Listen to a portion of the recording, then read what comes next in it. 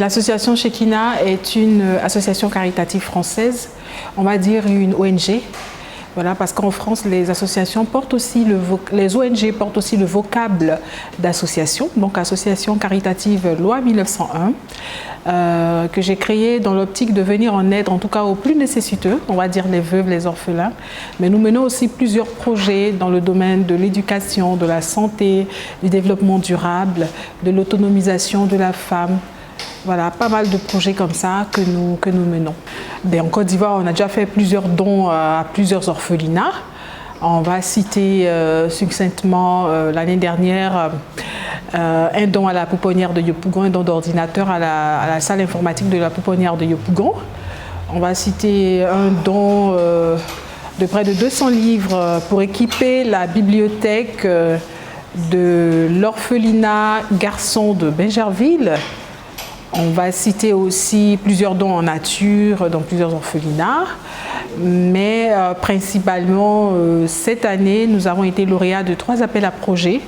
Le premier avec un projet que j'ai appelé le projet Je suis TIC, donc, qui est un projet de lutte contre l'électronisme, c'est-à-dire que la pratique de l'outil informatique, donc pour amener les gens à être plus pratiquants, à s'y connaître mieux concernant l'outil informatique.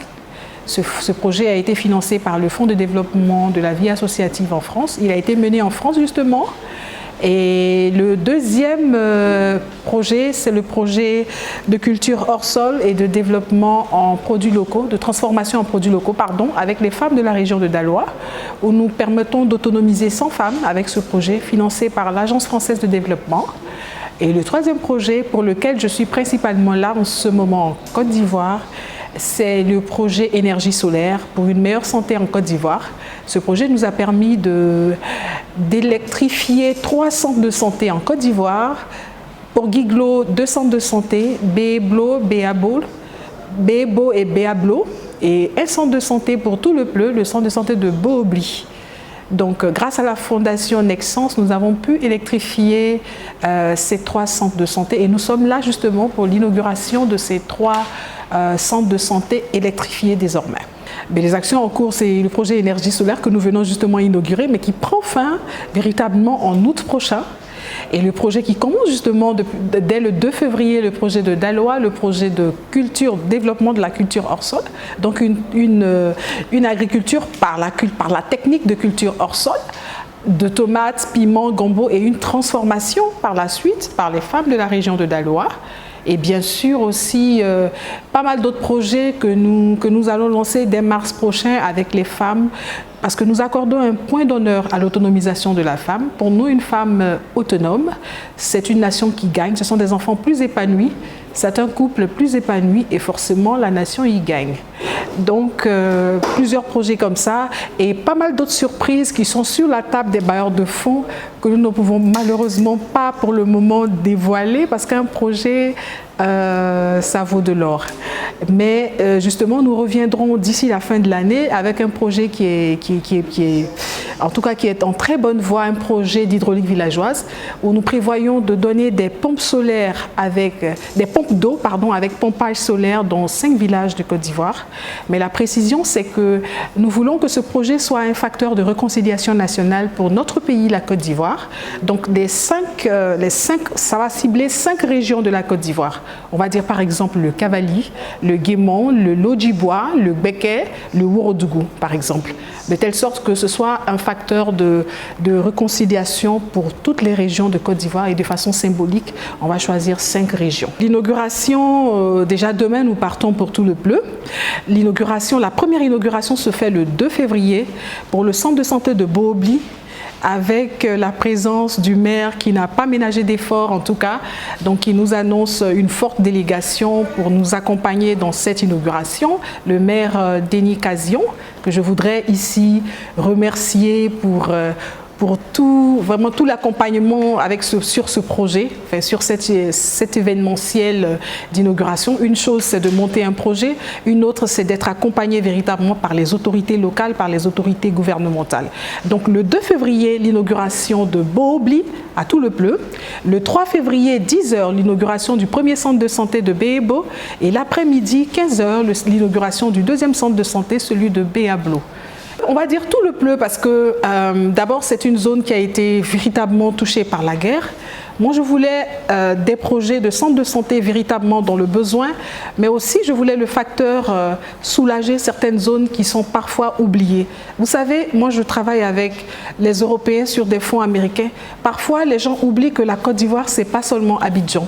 La Côte d'Ivoire, c'est Tout-le-Pleu, c'est Guiglo, c'est Daloa, c'est Lakota. La Côte d'Ivoire, c'est San Pedro. La Côte d'Ivoire, c'est le Ourodougou, c'est toute la Côte d'Ivoire. Et moi, ça m'intéressait de choisir des zones comme ça qu'on ne voit pas souvent dans les appels à projets.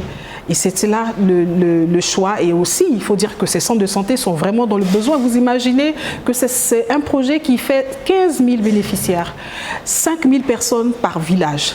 Des femmes qui accouchent qui accouchent chez elles à la maison avec un taux de mortalité en couche très élevé.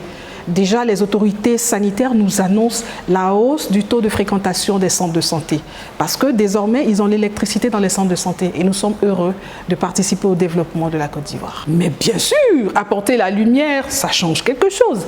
Vous imaginez, quand vous n'êtes pas dans le noir, vous ne vous rendez peut-être pas compte de l'importance de la lumière. À force d'être dans la lumière, on a l'impression que c'est évident. Pourtant, tout le monde n'a pas cette chance. Le centre de santé était construit, enfin est construit, il est là, mais il n'y avait pas d'électricité. Donc, bien sûr, à partir d'une certaine heure, il n'est pas fréquenté. Pourtant, même la nuit, il y a des cas. Il y a des cas de crise, il y a des cas d'accouchement, il y a pas mal d'autres situations. Et désormais, ça va forcément soulager les populations de ces régions. Et puis, le personnel de santé travaillera désormais dans de meilleures conditions. Vous imaginez qu'avec l'électricité, on peut stériliser une lame pour, par exemple, circoncer un enfant, par exemple, ou par exemple, procéder à la coupure d'un cordon ombilical. Tout ça avec l'électricité.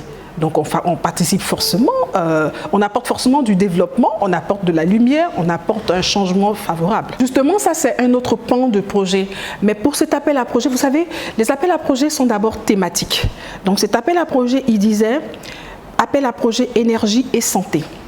Donc il fallait trouver une idée qui est à cheval entre l'énergie et la santé. Et moi, je me suis dit, pourquoi pas des panneaux solaires sur des centres de santé qui en ont effectivement besoin. Et nous avons travaillé justement avec le ministère de la Santé pour nous donner des centres de santé qui pourraient être vraiment nécessiteuses dans ce domaine.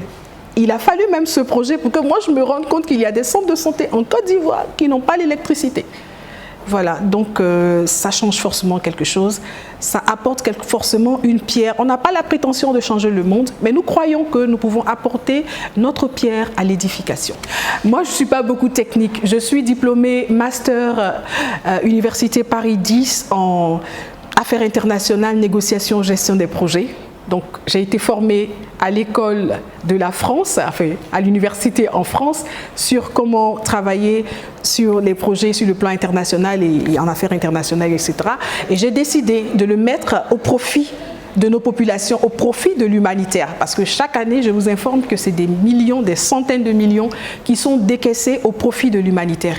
Pourquoi pas la Côte d'Ivoire? Pourquoi pas faire bénéficier la Côte d'Ivoire, les femmes de la Côte d'Ivoire, les jeunes de la Côte d'Ivoire, les enfants de la Côte d'Ivoire, à travers par exemple un projet de cantine scolaire qu'on va inaugurer en septembre prochain avec des enfants de Daloa qui va nous permettre de donner 500 repas par jour sur 177 jours de rentrée scolaire à 500 enfants. En fait, ce qu'il faut comprendre, c'est que nous déposons, je suis spécialiste de montage de projets, donc je monte des projets en fonction de la thématique du bailleur de fonds, en fonction de l'appel d'offres. Ce projet santé, par exemple, c'est un projet que j'ai monté justement en restant dans la thématique de l'appel d'offres et nous avons gagné, nous avons été lauréats de l'appel à projet. Donc nous proposons les projets sur des plateformes à des bailleurs de fonds qui acceptent le projet et qui le financent. Donc nos projets sont financés par différents bailleurs. Par exemple, ce projet, tous les panneaux solaires, toute l'installation a été financée par la fondation Nexans. Nexans est leader en Europe de fabrication de câbles dans le domaine de l'énergie. C'est Nexans qui finance le projet énergie solaire. Le projet hors sol de Daloa est financé par l'Agence française de développement. Le projet Je suis TIC est financé par le Fonds de développement de la vie associative en France. Donc c'est vraiment différents bailleurs. Et désormais, nous allons pouvoir déposer aussi nos projets sur des plateformes américaines pour obtenir des fonds américains. Moi, je n'avais pas compris, vous avez parlé de vastes programmes, donc je voulais juste vous faire comprendre que c'est différents bailleurs. On va dire pour le projet énergie solaire, 15 000 €, donc à peu près 10 millions de francs, mais ça c'est juste l'aspect installation parce que l'aspect événementiel et toute la communication qui est autour est financée par l'association Shekina. Concernant le projet hors sol financé par l'Agence française de développement, le coût du projet 21 000 €. 21 000 €, on est à peu près à 21 000, on va dire 13 millions à peu près. Voilà. Voilà un peu les coûts des projets. Ça diffère en fonction de l'appel à projet, en fonction du montant, de l'enveloppe globale du bailleur de fonds, etc. etc. Mais on est content d'apporter quelque chose de particulier, d'ajouter quelque chose au monde, d'apporter de la joie, d'apporter un changement bien sûr favorable, d'apporter du développement. Et moi je voudrais dire merci aux autorités de notre pays. Je voudrais dire merci à la ministre Annou Leto qui m'a reçue en audience hier. Je voudrais la saluer parce qu'elle a vraiment pris à cœur ce projet. Elle a dit, elle est heureuse qu'une Ivoirienne en tout cas se mette vraiment à pied d'œuvre en tout cas pour pouvoir apporter du développement dans son pays. Ce matin, j'ai été reçue, tout à l'heure, j'ai été reçue par le ministre de la Santé, le ministre Aka Ouele. Je voulais lui dire merci aussi. Merci au maire Denis Cazion de la ville de Toulouse. Merci aussi au maire Baillet de la ville de Guiglo, en tout cas qui nous attendent à Guiglo. Merci aux populations, à toutes les autorités. Mais on est content qu'ils nous accompagnent dans nos actions. C'est important pour nous, ça nous rassure, ça nous donne encore du punch pour continuer à créer, à innover, à trouver des projets plus innovants, des projets répondant justement aux besoins de la population, des projets en faveur des femmes, des jeunes, des enfants, et on est tout simplement content. Merci à toute mon équipe, aux membres de mon bureau, du bureau de l'association Shekina en France, et particulièrement pour ce projet, aux membres du bureau de l'association Shekina en Côte d'Ivoire, à mes deux dynamiques vice-présidentes, Madame Bailly Rosine, vraiment qui a bloqué tout son calendrier pour être à mes côtés pour toute cette tournée, à ma deuxième vice-présidente, Madame Zakro Neboabré Diane, qui est avec moi depuis plusieurs jours et qui va faire tout ce périple depuis Guiglo, depuis Toulouse, Guiglo, Daloa avec moi pour continuer en tout cas cette tournée et l'achever en tout cas en beauté. Je voudrais vraiment les saluer, les remercier pour cet engagement.